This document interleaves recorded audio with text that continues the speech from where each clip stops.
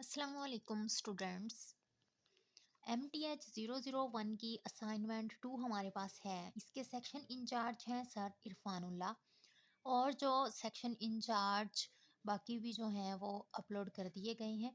Question number 1 हमारे पास है, verify whether matrix B is multiple inverse of matrix A और नॉट। उसने कहा हुआ है कि आपको दो मैट्रिक्स दिए हुए हैं, मैट्रिक्स ए दिया हुआ है और दूसरा मैट्रिक्स बी दिया हुआ है, कि बताएं कि क्या ए जो है वो बी का इन्वर्स है।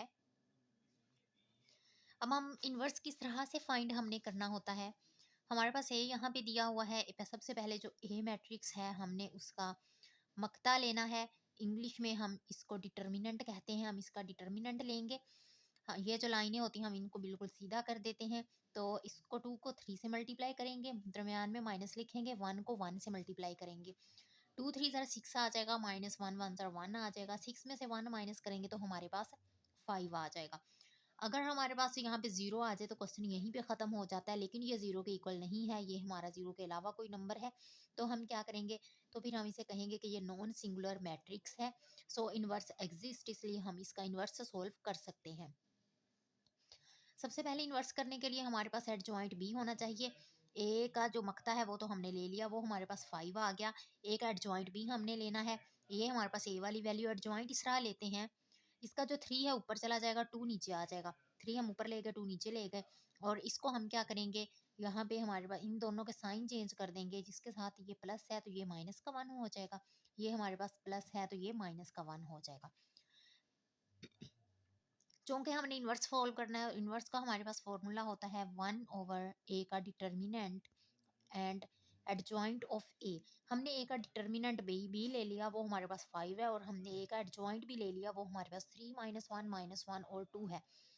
1 लिखा, ए के डिटर्मिनेंट की जगह पे 5 आ गया, एडजॉइंट ऑफ ए की जगह पे एडजॉइंट की वैल्यू आ गई। अब हमने क्या करना है, 2 को 5 को सबके साथ डिवाइड कर देना है। 3/5 आ जाएगा, -1/5 आ जाएगा, -1/5 आ जाएगा, उसके बाद 2/5 आ जाएगा।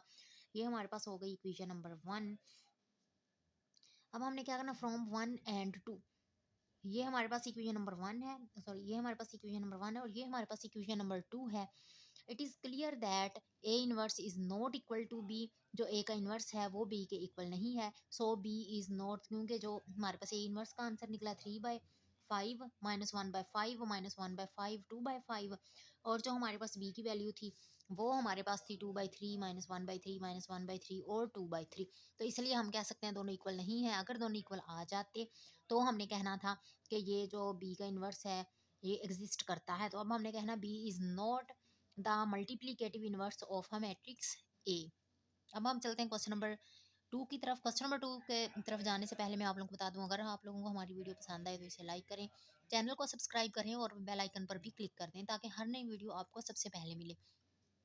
और आप लोगों की अगर कोई भी असाइनमेंट वगैरह हो जिसको आप लोगों ने सोल्व करना है,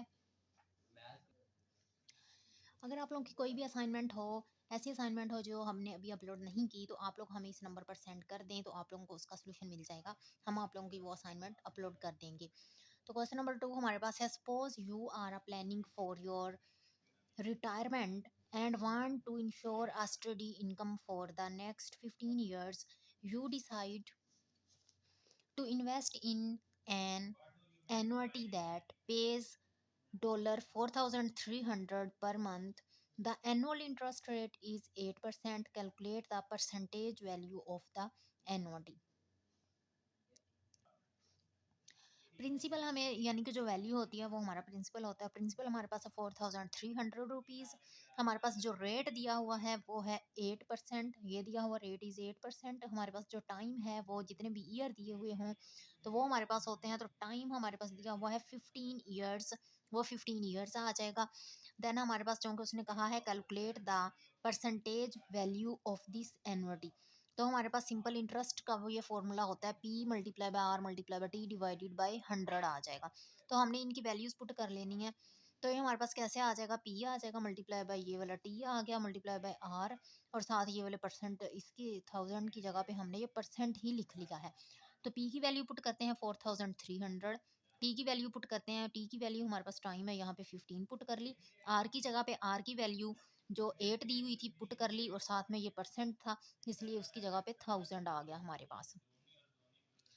ये हम ये 2 जीरो इस 2 जीरो से कटिंग हो गए, हमारे पास रह गया 43 मल्टीप्लाई बाय 8 और मल्टीप्लाई बाय 15, इन तीनों को मल्टीप्लाई किया तो हमारे पास आ गया 5160।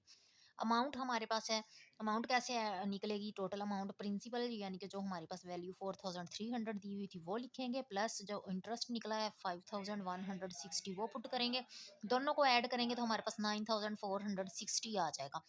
तो चूंकि उसने कहा था अपनी परसेंटेज में वैल्यू फाइंड करनी है, तो हम क्या करेंगे, हमारे पास ये जो वैल्यू ए परसेंटेज में हमने फाइंड करना है, तो आप लोगों ने क्या करना है, इस वैल्यू को 5160 डिवाइडेड बाय ये टोटल वैल्यू 9460 और मल्टीप्लाई बाय 100 कर देंगे। तो ये जब इन दोनों को मल्टीप्लाई करके इससे डिवाइड करें तो आपके पास आ जाएगा 54.54%। ये हमारे पास हो गया क्वेश्चन नंबर 2 का आंसर।